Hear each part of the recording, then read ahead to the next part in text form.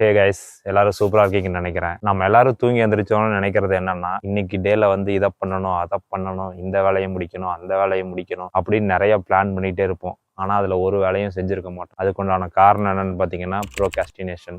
அதாவது ப்ரோகாஸ்டினேஷன்னா என்னன்னு தெரியாதவங்களுக்கு சொல்றேன்.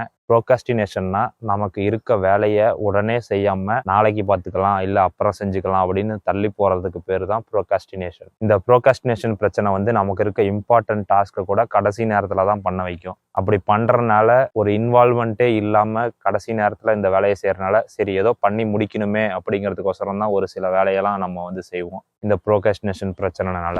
இதை ஒரு எக்ஸாம்பிளோட சொல்லணும்னா, நம்மலாம் ஸ்கூல் படிக்கும் போது அசைன்மெண்ட் கொடுப்பாங்க. அதை வந்து ஃபர்ஸ்டே முடிச்சு வைக்காம கடைசி ஒரு நாளைக்கு முன்னாடி தான் வந்து வேற ஒருத்தர் அசைன்மெண்ட்டை வாங்கி சரி எப்படியாவது முடிச்சு ஆகணுமே அப்படிங்கிறதுக்கோசரம் வந்து வேக வேகமாக எழுதிட்டு இருப்போம். இந்த ப்ரோகாஸ்டினேஷன் பிரச்சனை வந்து நம்ம எல்லாத்தையும் ஒரு ஆவரேஜ் பர்சனாவே தான் வச்சிருக்கோம். இந்த பிரச்சனையை ஓவர் கம் பண்றதுக்கு நான் படிச்சு தெரிஞ்சுக்கிட்ட ஒரு டெக்னிக்கை உங்க கூட ஷேர் பண்றதுக்கு தான் இந்த வீடியோ. அது என்ன டெக்னிக்னா பொமோடோரோ டெக்னிக். 1980s ஃப்ரான்சிஸ்கோன்னு ஒருத்தர், அவருக்கு ஏதாவது ஒரு முக்கியமான வேலை இருக்கும்போது அதை உடனே செஞ்சு முடிக்காம அப்புறம் செஞ்சுக்கலாம் இல்லை நாளைக்கு செஞ்சுக்கலாம் அப்படின்னு தள்ளி போட்டுட்டே இருக்காரு. அதை அவர் எப்படியாவது சரி பண்ணணும்னு நினைக்கும் போது டொமேட்டோ ஷேப்ல ஒரு டைமர் எடுத்து யூஸ் பண்ணி தான் அந்த பிரச்சனையை சரி பண்ணுவாராம். இட்டாலியன் லாங்குவேஜ்ல பொமோடோரோனா டொமேட்டோன்னு அர்த்தம். அதனால தான் இதுக்கு பேர் பொமோடோரோ டெக்னிக்னு கூட பேர் வந்திருக்கு.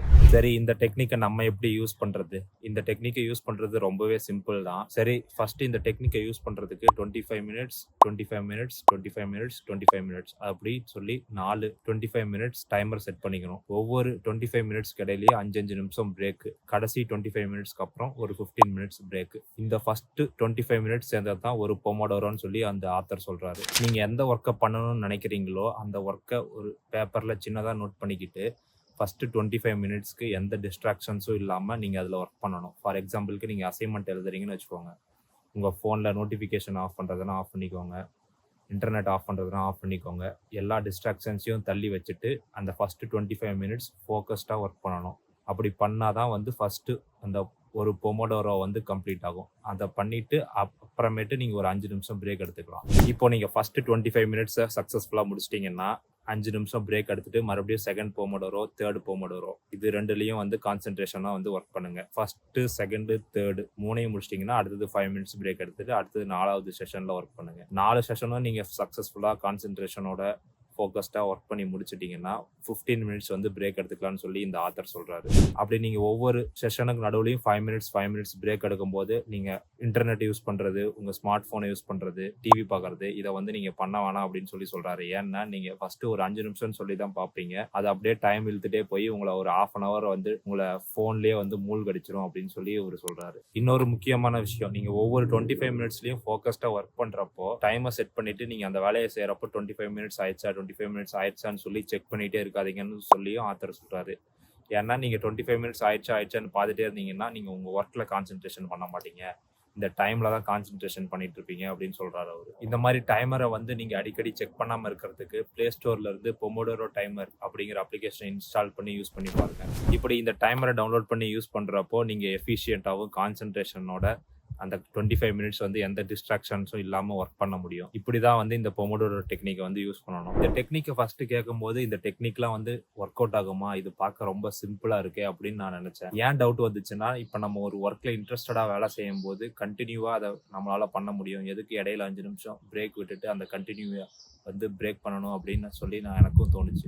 இந்த டெக்னிக் எப்போ ரொம்ப யூஸ்ஃபுல்லாக இருக்குன்னா, இப்போ நமக்கு ஏதாவது ஒரு பெரிய வேலை இருக்கும், அந்த வேலையை செய்யறதுக்கு நமக்கு இன்ட்ரெஸ்டே இல்லாமல் இருக்கும், இல்லைனா டிமோட்டிவேட்டடாக ஃபீல் பண்ணுவோம்.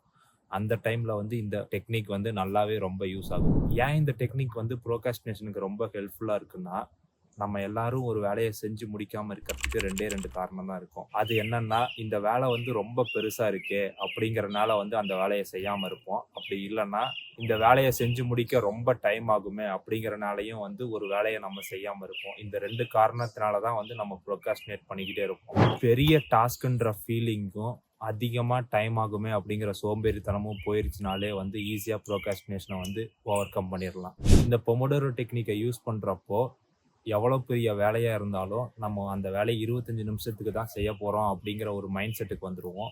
ஸோ அதனாலேயே வந்து நம்ம ப்ரோகாஸ்டினேட் பண்ணாமல் உடனே அந்த வேலையை ஸ்டார்ட் பண்ணிடுவோம்.